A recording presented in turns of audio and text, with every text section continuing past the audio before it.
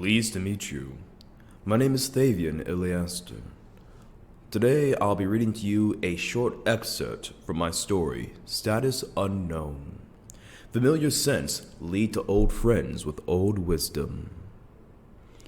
Casually chirping away, singing its mating song, the finch filled the forest with lively tunes calling out to others of its kind.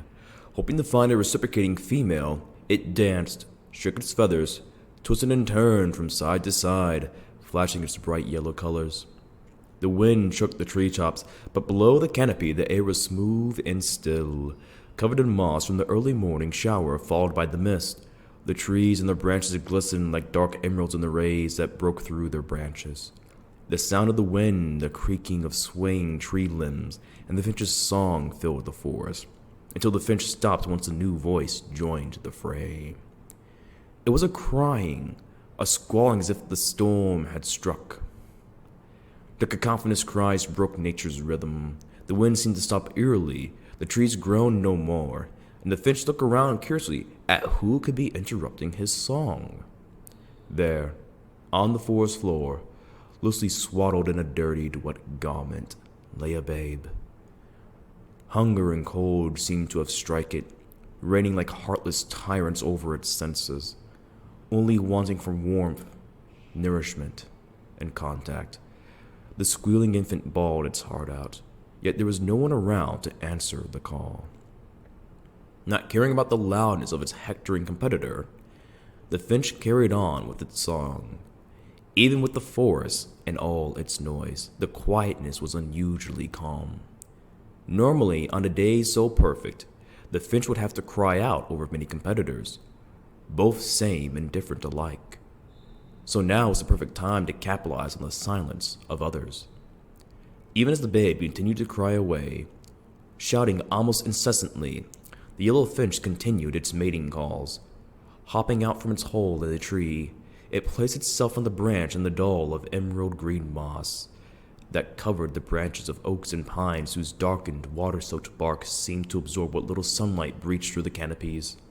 The breeze was stronger the higher up one went into the treetops, but the little finch continued to perform its heart out, taking the stage for itself as the wind continued to whistle on. Apologies, my image has gone. Tweeting away, dancing even, by shaking and fluttering its tail feathers, the yellow finch provided a display for the whole forest to view. The trees may breathe, but they do not have eyes.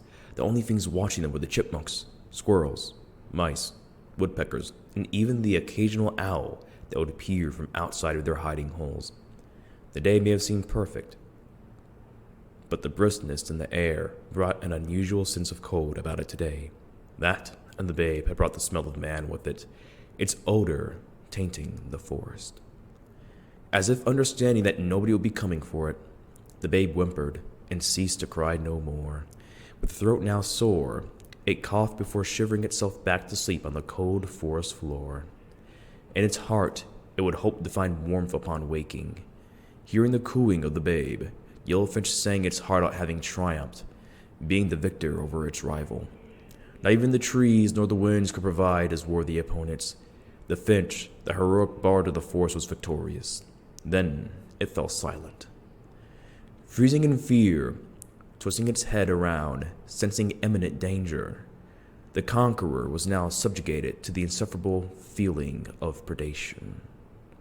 The horror of being consumed overwhelmed its senses to the point where all of its muscles tensed up.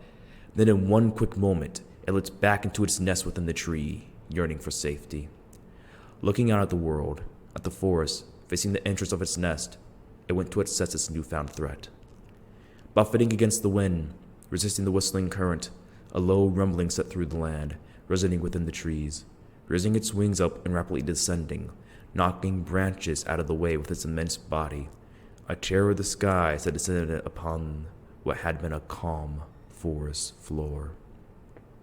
Shaking the ground upon landing, a growl could be heard coming from the creature. Looking around the air, sniffing at its surroundings, it tasted the area along with all of its inhabitants.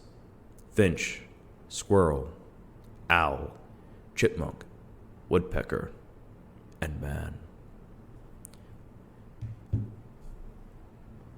Thank you for listening. I hope to continue this story, and I hope that you enjoyed it. Thank you.